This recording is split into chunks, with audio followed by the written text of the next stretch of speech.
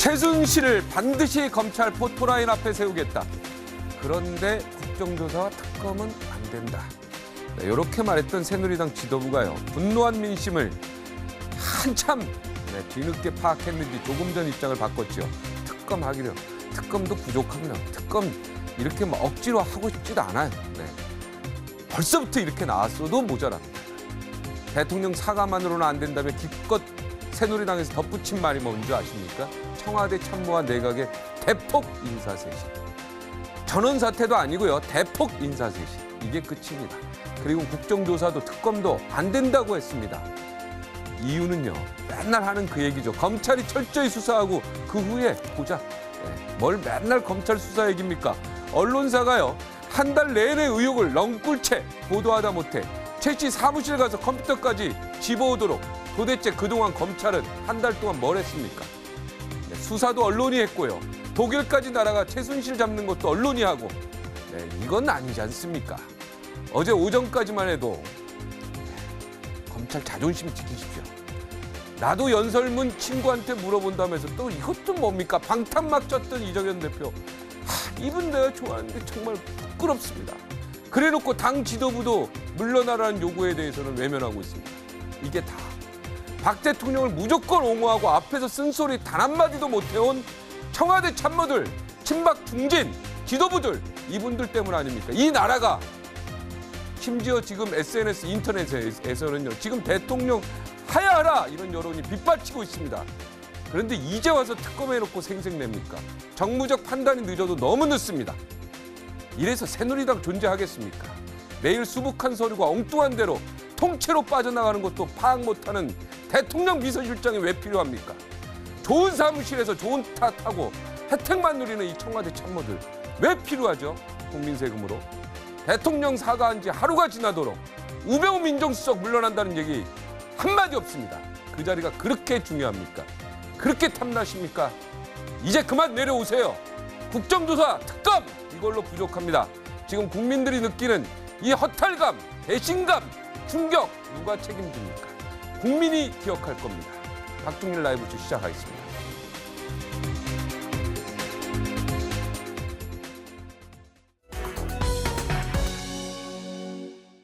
최순실 대통령, 박근혜 부통령이라는 말까지 박근혜 대통령께서 최터민, 최순실을 사교에 씌워서 이런 일을 했다.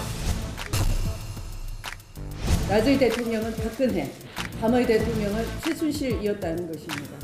심지어 비밀 모임인 팔선녀를 이용해 막부에서 국정 개입은 물론이거니와 재계 등에 막강한 영향력을 행사해 왔다는 엽기적인 최순실을 반드시 국내에 송환해서 국민이 보는 앞에서 검찰의 포토라인에 세우겠습니다. 여기서 그냥 덮자고요? 까라면 까고 덮하면 덮는 게 야당도 알고 있는 거예요. 검찰이 모른다고 할 수 있습니다. 특히 최순실 씨의 신변에 대해서는 국정원이 잘 알고 있는 것으로 제가 알고 있습니다.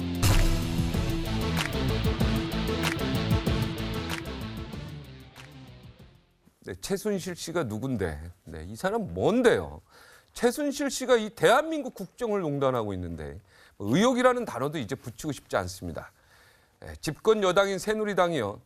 지금 속된 말로 완전 멘붕 빠졌죠.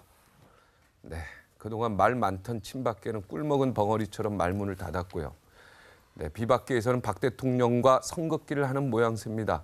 창당 이래 최대 2기를 맡고 있는 새누리당. 오늘은 작정하고 쓴소리 좀 하겠습니다. 정호김 전 새누리당 의원, 현경병 전 새누리당 의원, 안영환 전 새누리당 의원 나오셨습니다. 어서 오십시오. 네, 전 새누리당 의원 3명이서. 네. 그러니까 뭐 잘못된 건 잘못다고 얘기했는데 지금 심정이 어떠세요? 나 너무 묻고 싶어. 심정을. 우리 아니 저는 오늘 오면서 이 두 분과 함께 저희 셋이잖아요. 네. 이런 구성으로 왜 부르셨을까를 생각해 봤어요. 네. 그래서 아무 실권은 없지만 우리라도 좀 사과를 드리라는 차원인가 이런 생각을 했었습니다. 네. 그래서 어떤 사과를 하고 싶으십니까? 글쎄 뭐 어찌됐든 새누리당 당원으로서 대통령 선거를 포함하여 그 어찌됐든 다 역할을 하지 않았겠습니까? 그리고 뭐 이런 상황까지는 몰랐다고 하는 것 자체도 지금 이제 변명처럼 들릴 것 같고요. 딴 거보다도 새누리당이 망하는 건 두렵지 않습니다. 근데 이것 때문에 국가 전체가 흔들려서는 안 된다라는 생각은 가지고 있습니다. 네. 저는 아침에 밥을 먹는데 눈물이 나는 거야. 눈물이요. 막 이 나라가 걱정이 되는데 눈물이 막 나오는데 이 밥을 도저히 못 먹겠는 거야, 내가 그만큼 내가 애국자였나 봐요. 진짜로. 아마 저 같은 심정 많이 있었을걸요.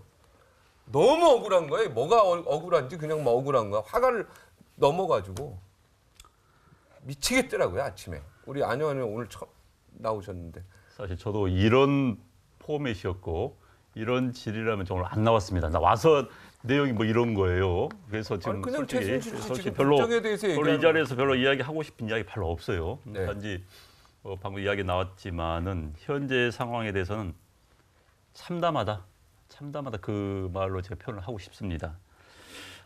특히 이제 걱정이 되는 것은 현재 안보 위기, 경제 위기 속에서 국정 마비로 이어질 가능성이 지금 매우 높습니다. 지금 상황에서는 지금 제가 오늘 언론 기사를 한번 검색할 때 사회면 기사를 검색했다는 것은 이 상황 자체 정치적 상황에서 사회적 상황으로 퍼지고 있다는 거예요. 네. 지금 뭐 이번 주 토요일에 대규모 시위가 광화문에 연결돼 있고 좀 각 대학에서 걱정돼요. 시국 선언이 나오고 있습니다. 네, 이 상황이 걱정됩니다. 아마 청와대나 여의도 정치권에서 볼 수 있는 상황을 넘어서고 있다는 그런 예감이 굉장히 듭니다. 저는 뭐 굉장히 무슨 폭풍이 불어오기 전에 전야 같은 그런 느낌을 오늘 굉장히 많이 받았어요. 네. 그래서 그러나 결론은 진상도 다 해야 됩니다. 그런데 이 나라가 어디로 갈지 걱정이고 국정이 마비돼서 이대로 대한민국이 멈춘 일을 막아야겠다. 이 생각, 이 걱정을 하면서 왔습니다. 네.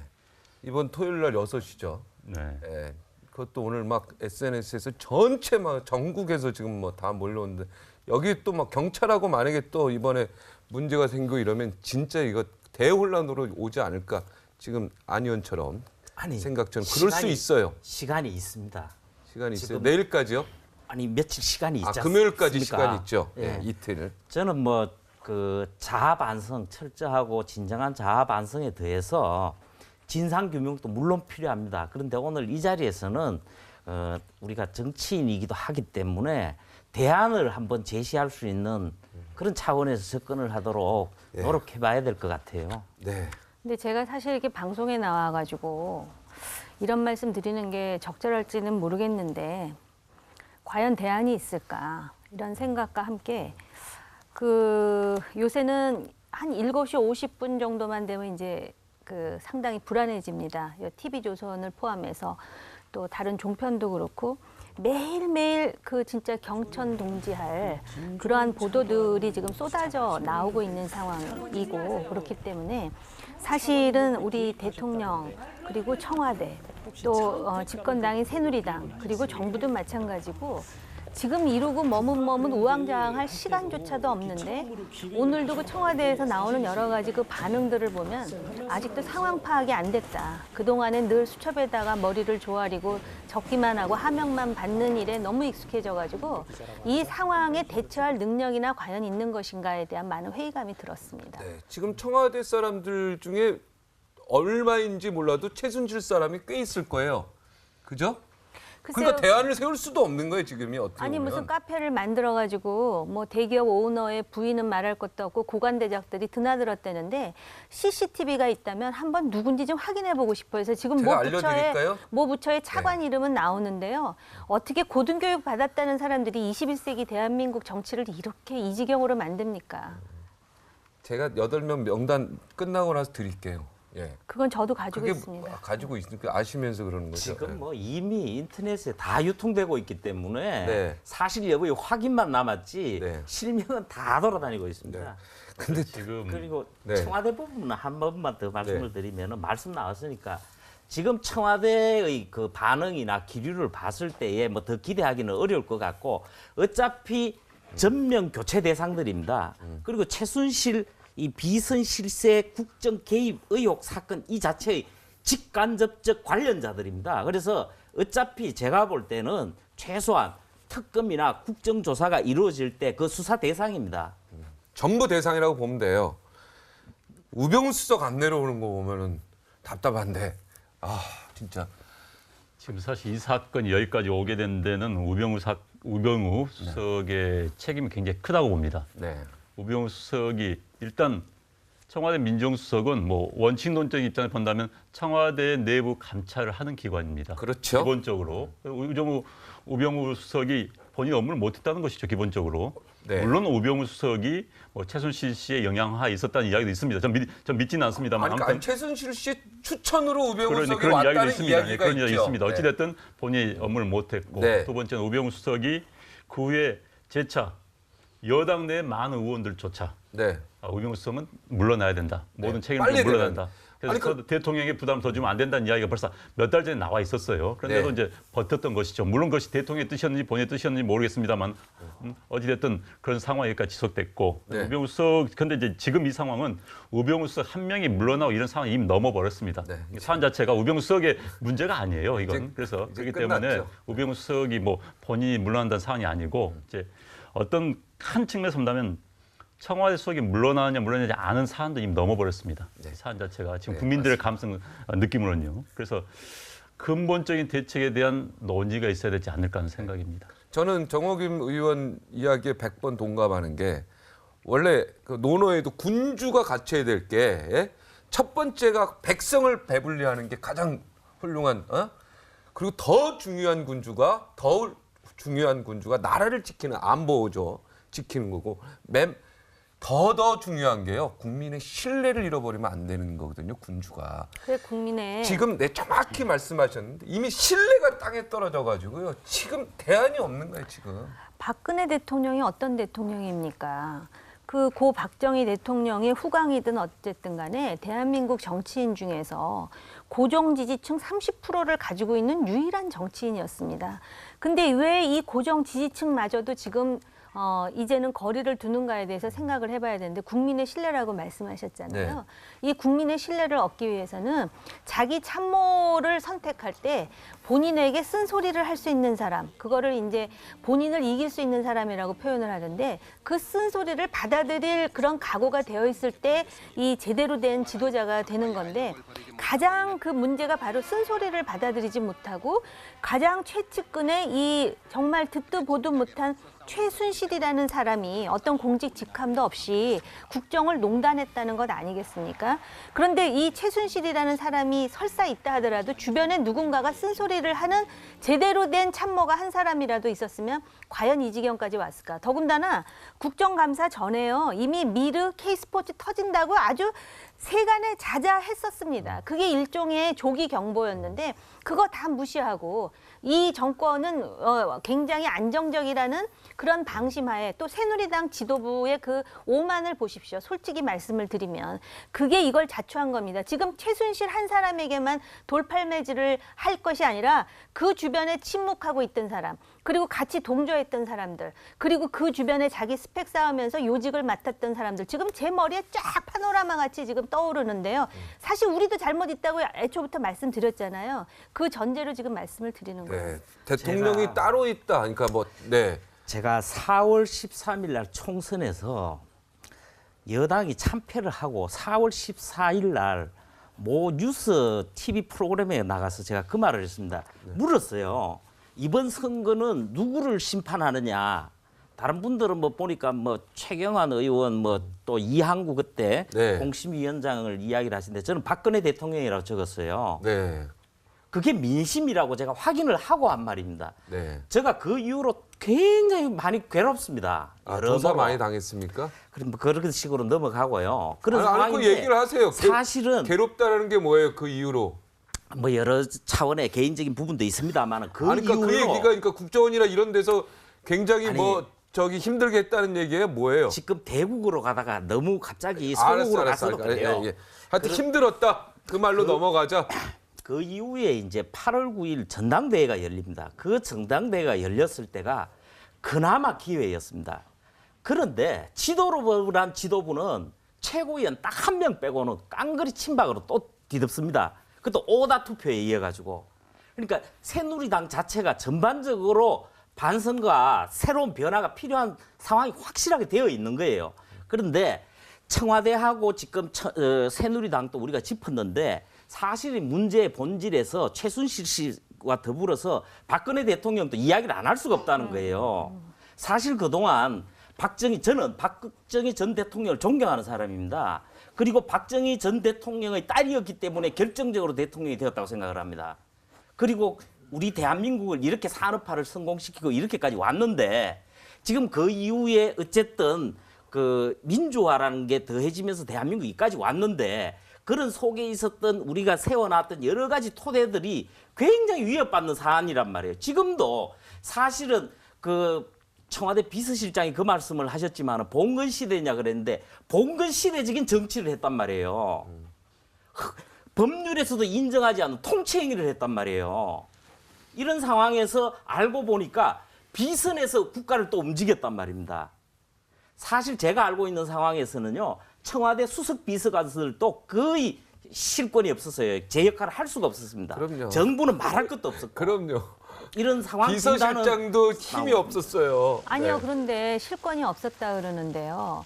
옛날처럼 뭐 그 기분 나쁜 말 한다고 고문하는 세상도 아닌데 이렇게 해서 내가 청와대 수석이니 또는 내가 실장이니 이런 권한을 갖고 이렇게 역할을 하고 싶습니다. 말도 못합니까? 말을 안 했다는 거는 그 말을 하면 레이저 광선이 오고 그렇게 되면은 내가 이 그만둬야죠. 직을 그만둬야 될지도 모른다는 그 얕은 이기심 때문에 다들 침묵하고 있었던 것 아닐까요? 지금이 70년대, 80년대 무슨 철권 권위주의 체제도 아닌데 그런 부분에서 나는 그 사람들도 책임이 있다고 생각합니다. 이원종 실장께서 지금이 봉건 시대냐 이렇게 말씀하셨잖아요. 지금 한 6개월쯤 되신 것 같아요. 들어오신 지. 근데 6개월 되는 동안 그거를 몰랐으면은 모르는 것도 더 큰 책임이고요. 알면서도 이렇게 말씀하셨으면 이것도 잘못인 거예요. 알았겠죠. 그 행정관이 최순실 옆에 핸드폰 닦고 우리 그 화면 있죠. 우리 그 최순실 막 닦는 거 있잖아요. 핸드폰 닦는 거 좀 보여줘봐요. 아까 막 계속 나가더구만. 그 핸드폰 옆에서 막 닦고 저 봐요. 그리고 핸드폰 전화 받고 있는데 저 사람이 청와대 행정관이에요. 국장급이에요. 예? 지금 보세요. 그러면 행정관이 저렇게 마음대로 나갈 수 있습니까? 예? 마음대로 그냥 나가요? 우리 일개 회사도 기자들도 저 잠깐 좀 나갔다 오겠습니다. 다 보고 어디 가는데요? 예, 뭐 취재합니다. 행정관 그냥 나가요? 출퇴근 마음대로 하나요? 아니라요. 비서관한테 다 보고하고 비서관은 우리나라 청와대 비서관 40명 조금 넘는데 그거 비서실장한테 다 일거수일투족 다 보이는 거예요. 근데- 저걸 모르고 있었다는 거는 말이 안 돼요. 근데- 다 거짓말이에요, 다. 예. 제가 청와대 출입기자 6년 했습니다. 근데 어제 오늘 지금 벌어지고 있는 상황에 대한 부분들은 워낙 많이 다뤄지고 있기 때문에 시간이 얼마 남았습니까? 우리라도 이 향후에 어떻게 될 것인지 향후 뭘 해야 대안이 될지 없다는 좀 거 아니에요? 대안이 접근을 해봐야 없다는 되지 얘기가 뭐예요? 않겠습니까? SNS에서 하야밖에 없다는 거에 동조하시는 겁니까? 아니면 어떻게 지금 생각하십니까? 앵커께서 내가 너무 흥분했나? 흥분을 네, 하셔가지고 알겠습니다. 제가 아니 대안이 지금 저거 보고 속상하지 않아요? 그런데 굉장히 그건 우리가 구분해야 될 게 저건 지금 큰 사안은 아니에요. 최순실 씨가 그러니까 작은 대통령 건데. 날았다는 거 어전을 이야기도 아니고 난 그러니까- 저건 있을 수 있다고 봅니다. 저건 있을 수 있죠. 대통령 옷사로 나갑니까? 그래서 아니, 저거 그래도 저 좀 문제는 행정부 아닌데 지금 대통령 행정한테 문제는 나 이거 닦는 거 보고 난 거기서 충격받았어요. 닦을 수도 있어요. 뭐 들어오면 닦았어야지. 그런데 문제 아니 청와대 행정관이 청와대 그런데 행정관이 문제는 이제- 여기서 그 문제는 이제 대통령의 직무 스타일과 이제 관련된 거예요. 지금 현재 우리나라는 청와대 들어가면 대통령이 직무하는 큰 청와대 관저가 있습니다. 이제 외국 국가원수원단 만나는 거기에 대통령 직무실이 있어요. 그다음에 대통령이 생활하는 또 사저가 있습니다. 그리고 비서동이 따로 있습니다. 그런데 현재 이명박 대통령은 정확히 9시 출근, 6시 퇴근을 명확했습니다. 사지에서 몇백 미터 떨어져 있습니다. 네네. 생활하는 곳하고 네네. 출근했습니다. 그런데 노무현 대통령은 사실 많이 안 했어요. 그런 이야기가 있습니다. 노무현 대통령이 뭐 굉장히 편한 차림으로 장관을 사저, 생활하는 곳에서 만나기도 했다. 그 보고를 받았다는 이야기도 있어요. 그런데 박근혜 대통령도 노무현 대통령 스타일과 비슷하다는 이야기가 많습니다. 네, 사저에서 근무했다. 사제에서 그러다 보니까는 비서실장이나 수석들이 접근하기 굉장히 어려워요. 그런데 이제 미국 백악관 같은 경우는 한 건물에 다 있습니다. 대통령 직무실과 생활관이 같이 있는 거예요. 네. 그런데 이제 우리는 떨어져 있다 보니 그런데 이제 사실 외빈들을 만나기 전에는 사제도 근무해서 여건이 다 돼 있습니다. 통신망 다 돼 있고 그래서 안 나온 데서 많이 아까 지금 뭐 수석들이 만날 수도 없다는 이제 그런 문제가 있어요. 그건 개인의 스타일과 청와대의 구조와 관련돼 있습니다. 그건 어찌됐든 이제 대통령이 그걸 넘어서야 되는 것이지 그걸 못했다는 측면이 있고. 장관이나 뭐 국정원이나 이분들도 1대1 면담을 못했다는 게 한간에 사실로 퍼진 내용 개인의 아닙니까? 스타일과 이제 청와대의 구조가 좀 맞물린 겁니다. 그런데 그건 이제 극복해 나가야 될 문제죠. 근데 잠깐 여기에서 전부 서면 보고를 저도 이제 뭐 그만두신 장관들하고 이제 인터뷰도 해보고 하면 거의 다 서면으로 하라 그래서 서면으로 했다는데 나는 그 서면이 혹시 최순실한테 통과하지 않았을까? 나 이 생각을 잠깐 했는데요. 만약에 그랬으면 이게 뭐가 됩니까? 그러니까는 대통령께서 보통 이제 중요한 쟁점이 있으면 수석들과 난상 토론을 하셔야 되는 거예요. 보고도 직접 받으시고. 근데 지금 말씀하셨듯이 서면 보고를 받고 또 질문이 있으면 전화로 질문을 했다. 그래서 왜 그 생각나십니까? 그때 기자회견을 하는데 앞으로는 대면 보고 많이 받고 뭐 이런 얘기가 나오니까 기자들 사이에서 맞아. 그걸 받아야 되나요? 하고 뒤를 돌아서 이렇게 그게 아마 메르스 때였던 것 같습니다. 그래서 그런 장면을 보면서 지금 이제 우리가 이걸 모자이크를 맞춘다면 그러면 서면 보고로 자료를 전부 가져가가지고 지금 최순실이라는 사람이 뭐 많은 보고를 받았다고 하니 그렇게 연동되는 거 아닌가? 중간에 누가 전달을 함으로써 뭔가 상상이 되죠. 이런 지금. 상상을 자꾸 하게 만든다는 거예요. 그리고 아까 의상 문제만 해도 그렇습니다. 대통령께서 직접 의상을 맞추러 왔다 갔다 하실 수 없으니까 누군가가 도와준다면 오히려 고마울지도 모르는데요.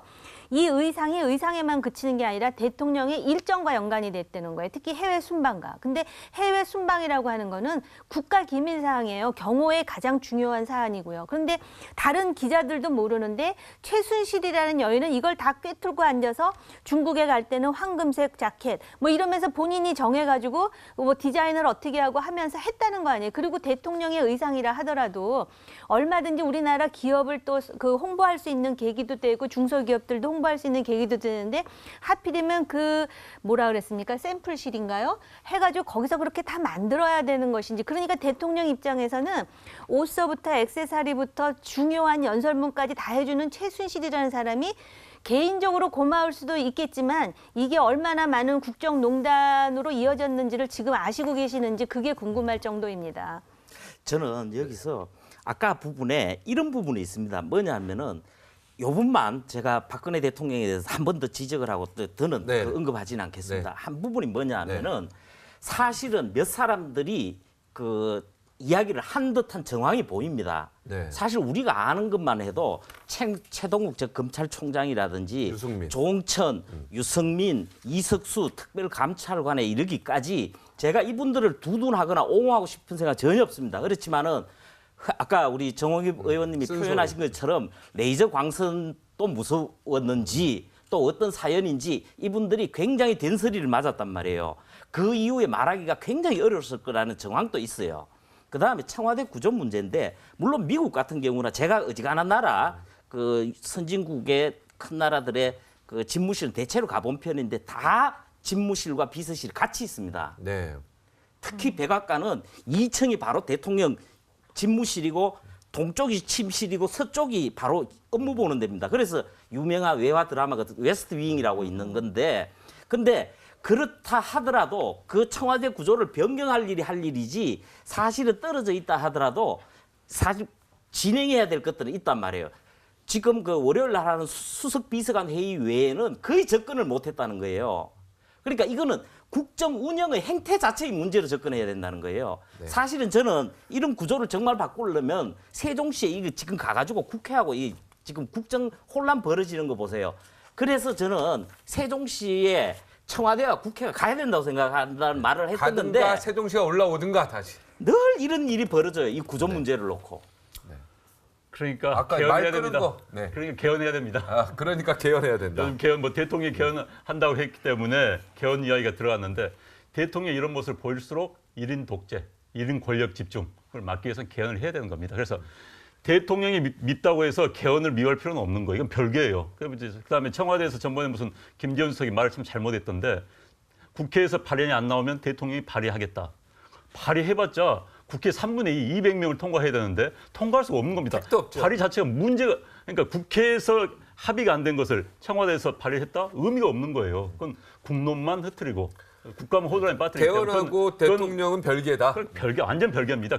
그리고 개헌은 국회 주대로 할 수밖에 없는 거예요. 국회와 국민이 하는 겁니다. 청와대가 하는 게 아니에요. 그런데 그걸 착각한 겁니다.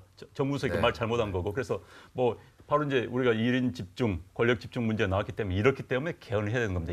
이렇기 때문에 대통령 이야기 때서 개헌을 해서 안 된다는 논리는 성립이 안 되는 거죠. 그러면 현실적으로 남은 1년 반 어떻게 합니까, 이거 지금?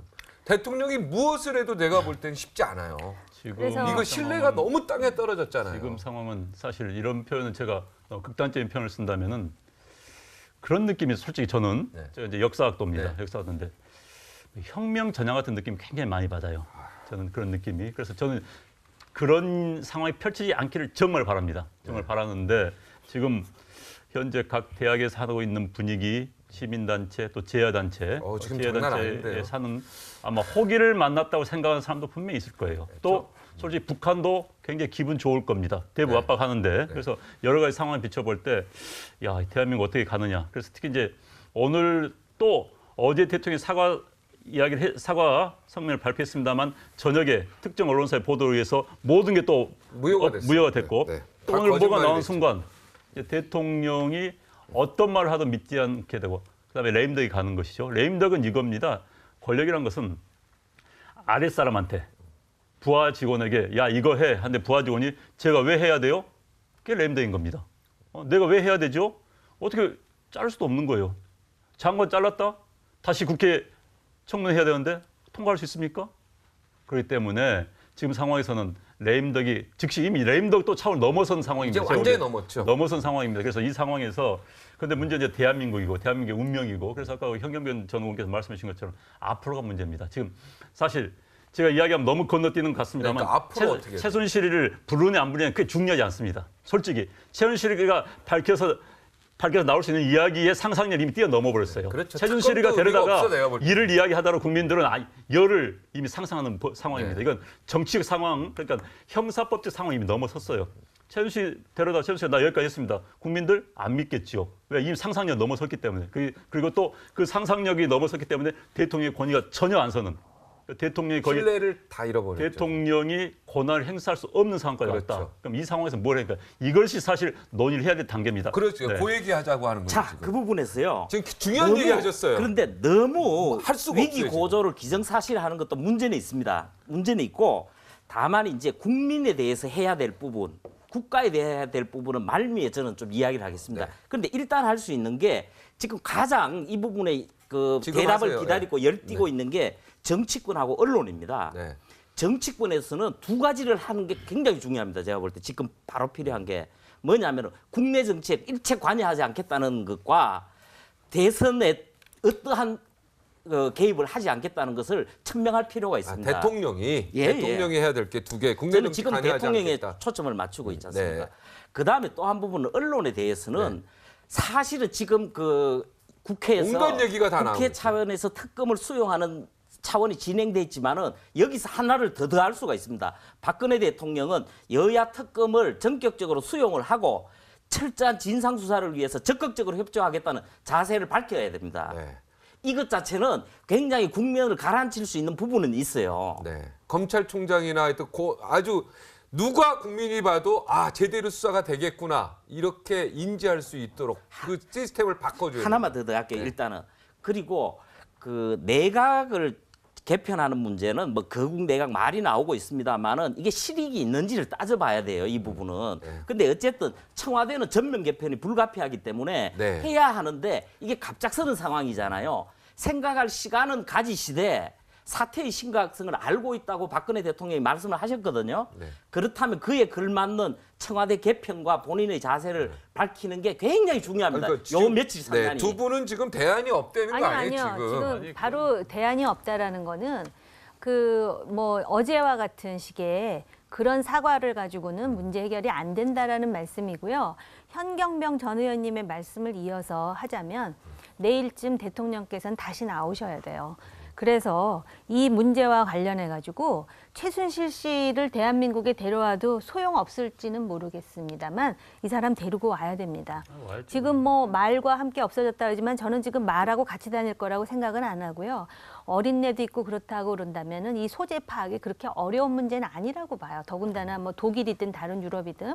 그래서 이 사람도 그리고 그동안 대통령에 대해서 의리를 지켰다고 큰 소리 치는 사람인 만큼 마지막으로 대통령에 대한 예의로서라도 당장 와서 그 사실에 대해서 진실에 대해서 자기가 밝힐 부분을 밝혀야 되고 대통령께서는 최순실과의 관계뿐만 아니라 이 사태를 대통령께서는 얼마나 엄중하게 생각하고 이걸 해결하기 위해서 아까 뭐 이제 특검을 받아들인다든지 뭐 이런 식의 어떤 국민들이 상상할 수 있는 그 이상을 뛰어넘는 대안을 제시하지 않으면 아까 혁명전야라고 말씀하셨는데 사실 우리 셋은 집권당 소속으로서 그 말씀 드리는 것 자체도 자칫하면 굉장히 무책임하게 들릴 수도 있어서 굉장히 조심스러운데 지금 사태가 그만큼 엄중하다는 말씀을 하신 거잖아요. 그렇기 때문에 그렇게 해야 되고 그다음에 청와대 그 수석들은요. 그 실장까지 포함해서 일단 전부 사표를 제출을 하고 다시 새로운 그 청와대 보좌진이 그 꾸려질 때까지 이 문제를 수습하는 일에 전념을 해야 되는 거예요. 사표 받아야 돼요. 특히 뭐 오늘도 청와대 내에서 일괄 사표를 내려고 그랬는데 핵심 수석 몇 사람이 반대를 하고 뭐 이런 얘기가 나오는데 핵심 수석이 반대했다는 자체가 진짜 상황 파악을 못하고 있다는 거예요. 그리고 바로 그 사람들 때문에 대통령의 입장이 더 어려워질 수 있다는 걸 해야 되고요. 그다음에 지금 검찰총장을 포함하여 검찰의 신뢰가 땅으로 떨어진 정도가 아니라 땅속으로 아주 들어가 버렸거든요. 그래갖고 지금 그 더불어민주당과 새누리당은 지금 특검을 지금 생각하고 있는 상황인데 이게 특검이 됐든 뭐가 됐든 지금 이런 식으로 뒷북 치듯이 다 끝난 다음에 언론에서 자료를 받을 때까지 여태까지 가만히들 있다가 이제 와서 마치 또 권력의 시녀인 것처럼 이런 식으로 해가지고는 설득력이 없습니다. 이게 다 바뀌어지지 않으면 진짜 혁명이 올지도 몰라요. 아 그리고 최순실 씨 자금 출처 다 해야 돼요. 지금까지 직장이 반면한 게 없는데 이렇게 독일에 집 주택 세 채, 예? 호텔 사고 그 말도 엄청나게 비싼 거 아니 이거 나는 도대체 이 돈이 근데 뭐 어디 그 뭐야 이렇게 인터넷에 떠들어오니까 박근혜 대통령을 만나고 나서 부자가 됐다는 거 아니에요. 이게 도대체 뭡니까 이건? 독일에서 최순실 씨를 찾는 게 전혀 어렵지 않은 게 이 말입니다. 말을 네 마리를 지금 같이 움직이고 있거든요. 네. 그 말이 엄청난 고가입니다. 네. 그리고 지난번 그 2014년 당시에 정윤회 전 비서실장하고 최순실 씨가 이혼 소송을 하는 재판 과정에서 그때 당시에 나왔던 1차 재산이 360억 원대입니다. 이 돈이요. 그리고 원래 지금 그 후에 그게 이제 주로 가난했대요. 공시지가인데 이래 하면 가난했대요. 돈이 예. 없었대요. 박근혜 대통령 만나기 전에는 돈이 없었대요. 그래서 나중에 되면 갑자기 자산이 늘어난대요. 그래서 이게 나중에 뭡니까, 최순실 씨의 이거 경우는 조사해야 돼 이것도. 재산 형성 과정이나 축제 과정이 이게 정관계로 번질 가능성이 있다니까요. 이것도 조사해야 이게. 돼요. 안 그렇습니까, 안 의원님? 이 사건이 더 크지요. 사실 그죠? 국민들 입장에서 본다면은 이제 흑수저, 금수저론에서 이미 뭐 정유라 씨가 한번 자극을 했지 않습니까? 네. 이제 이 사건은 시발점은 이제 오늘 이르기 전에 시발점의 여러 과정이 정말 아침에 보는 막장 드라마의 요건을 다 갖췄어요. 다 갖췄죠. 네, 게다가 국민들의 감정선을 건드릴 수 있는 요건을 다 갖췄습니다. 네.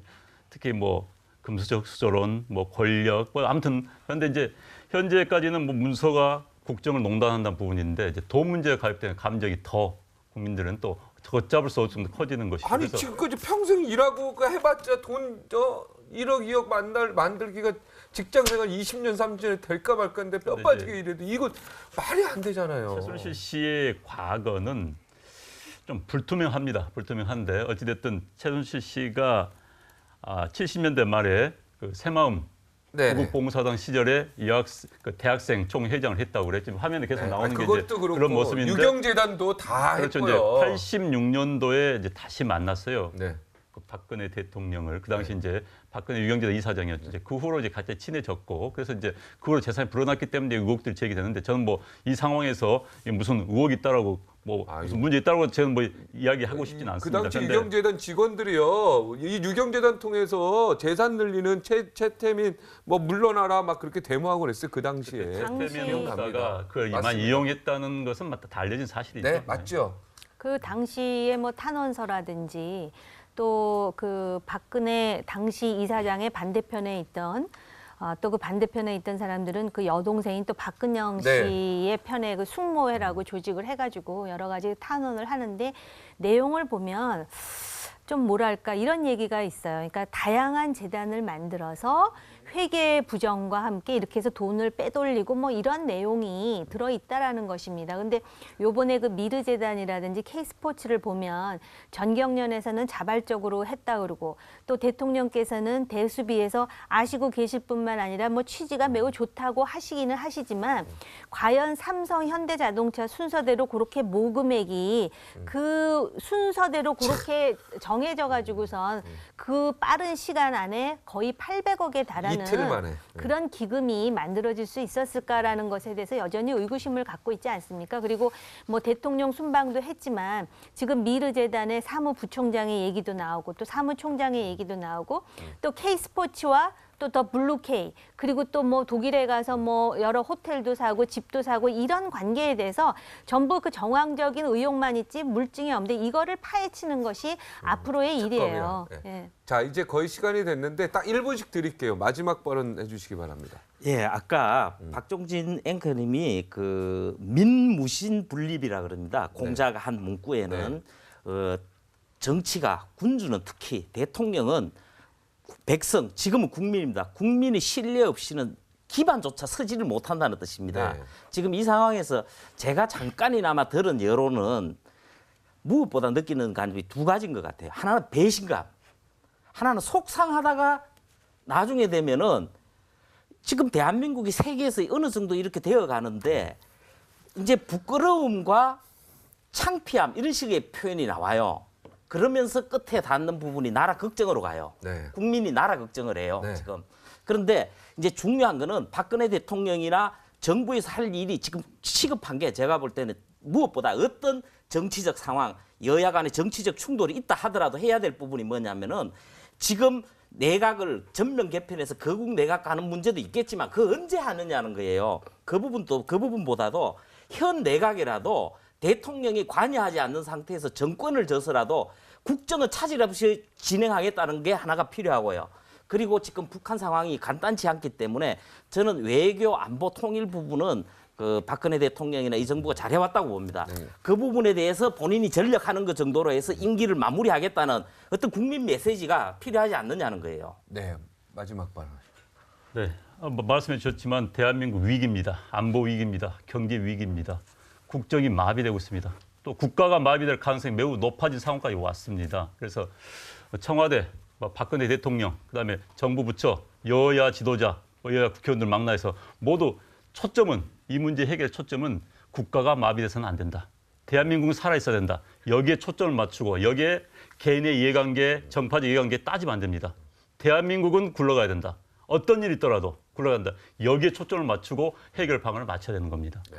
이런 상황에서도 나라가 이 정도로 그래도 굴러갔다라는 게 신기할 정도고 그거는 아마 위대한 대한 국민의 힘이 아닌가 이런 생각을 하면서 외교안보 잘했다 그러시는데 지금 뭐 개성공단이라든지 그 남북 간의 비밀 접촉 내용도 최순실이라는 사람의 그 손에 들어가 있다 그래서 개성공단 사실은 폐쇄를 최순실의 순간적으로 딸로 확인된 거 아니에요? 예, 예. 순간적으로 섬뜩했습니다. 그렇기 때문에 이런 부분과 관련해 가지고 지금 이런 위기 상황이고 국가의 중요한 현안이 있다 그러셨는데 그걸 제대로 하기 위해서도 이 국민적인 분노를 들끓게 하는 이 최순실 문제에 대해서 아 정말 저 정도까지도 밝히는구나 하는 이상으로 이걸 밝히지 않으면 이게 지금 이제 권력 말기인데 내년 대선이 끝난 다음에도 이 문제가 계속될 수 있다라는 거는 우리에게는 굉장한 소모전이고 비극이 될 수 있다라는 점을 경고드리고 싶습니다. 네. 이틀 남았습니다. 토요일까지요. 네. 청와대가 그리고 새누리당이 네, 어떤 모습을 보일지 잘 지켜보도록 하겠습니다. 김동길 교수 모시겠습니다. 솔직히 오늘 밤에 무슨 일이 터질지 또 또 걱정된다라는 몰라죠. 말씀을 오늘 드리면서 밤에 막 뉴스들이요 지금 준비된 게 너무 많아가지고 뭐가 터질지 저도 지금 걱정입니다. 고맙습니다. 네. 수고했습니다.